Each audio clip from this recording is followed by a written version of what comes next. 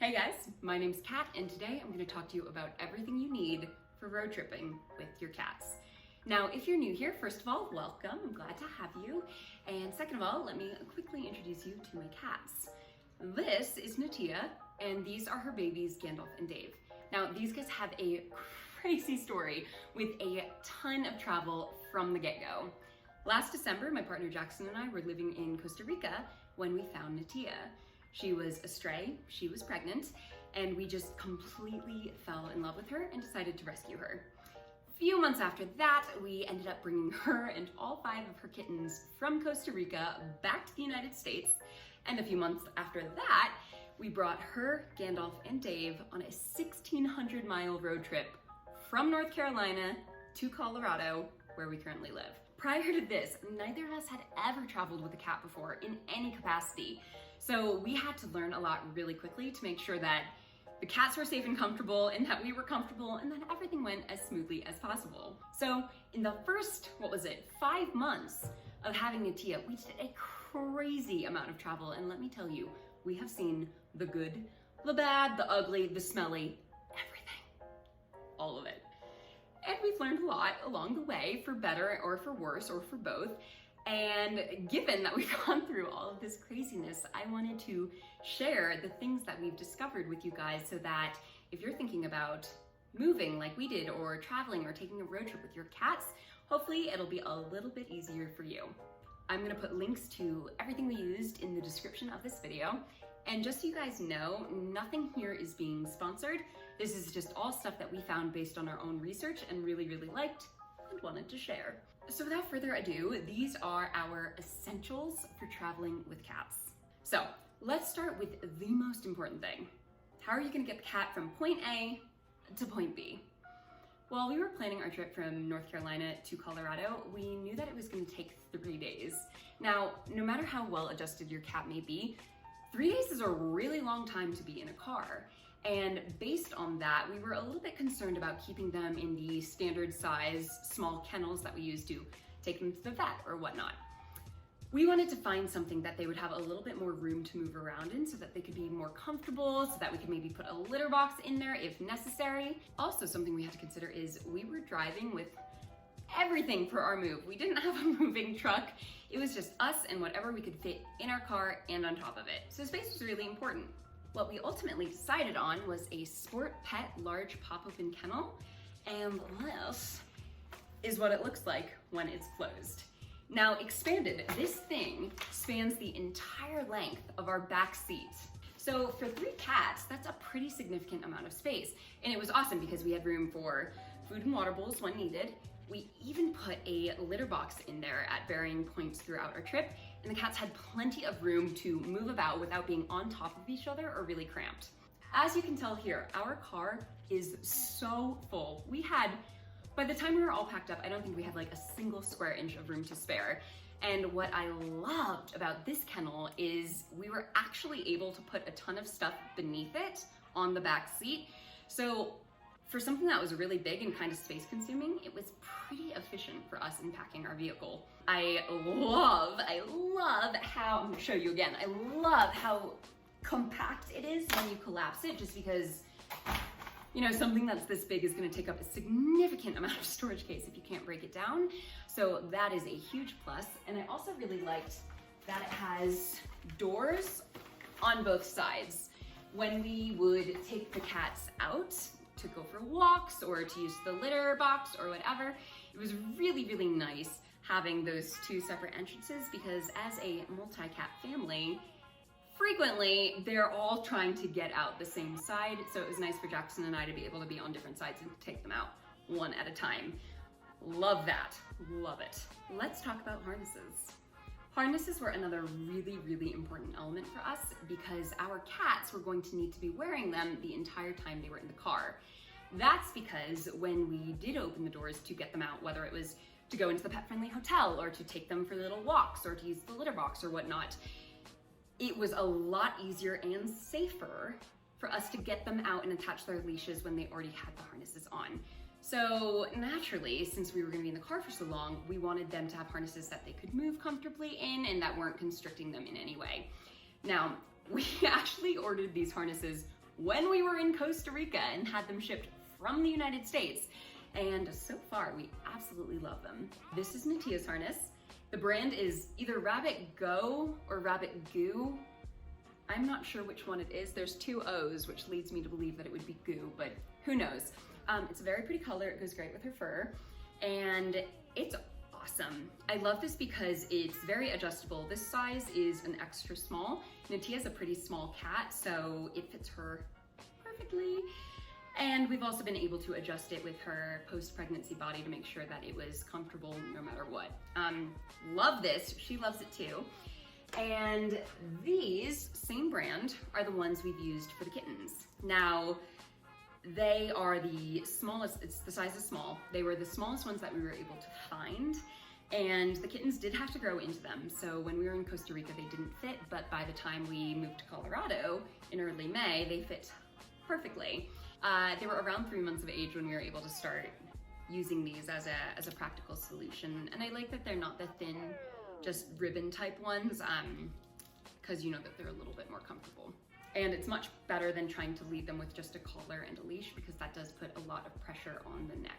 The wonderful thing about having these is when we stopped at rest stops that had nice grassy areas, we could actually take the cats on the leash and harness out of the car and let them walk around, play a bit, get some exercise, which was a really nice way to break up the car ride and to also keep their anxiety levels down. And just an important footnote about harnesses: if your cat is an indoor cat like ours and they've never tried on a harness before, make sure you acclimate them to it before your move, road trip, travel plans, what have you. That will make the whole process a lot easier, and it'll help them not be as stressed when they're actually on the trip. I should make another video about harness training cats, because it is a process. It's a fun process, but it's a process. So the litter situation was one of our biggest initial concerns when we were planning for this road trip, because we knew that we needed an option that was pretty versatile. We needed something that would work right outside the car, that would work inside the car, and that would work in any pet-friendly hotels or relatives we were staying with or whatever. We needed an option that wouldn't be smelly or gross or messy, regardless of where we had to bring it into. So we basically needed something that was clean, that would not be smelly, and that was super portable, which is a lot of things to ask from a litter receptacle, but thankfully we found this. This was also from the Sport Pet brand, same company that we bought our kennel from, and it was a lifesaver. So it was big enough for the cats to use comfortably, but small enough that it easily fit in their large kennel if we had longer stretches of time that we were driving without brakes. What I absolutely loved, probably my favorite feature of this, was the zip top. And this was so nice for bringing it into the hotel and into our apartment and everything, just not having to worry about litter particles or waste or whatever going all over the place. It also helped contain the smell, and though it was large enough for the cats to comfortably use, it was also small enough that we could super easily dump it out into a garbage bag to keep it clean. We actually no longer have this because Dave liked it so much that once we got to Colorado, he peed on top of it while it was closed. And at that point, we were just like, we're just gonna throw it out. We had just moved. We couldn't deal with that, and they had already had a big litter box by that point. But that being said, if we do have to go on another road trip with these guys, I will 100% be buying another. Really, really, really happy about this. So we had that awesome huge kennel for the back seat, which worked so well, but we also needed smaller transport options for getting the cats from the car into the hotel, into our apartment, etc. And we simply did not have space in the car for those large hard shell kennels, so this is what we used. This brand, it's pretty simple. It's fairly basic. The brand is Pet is Fam. One word, I guess. And incidentally, Jackson and I have we've tried a couple different models of pet carriers, including some fancier ones that expanded.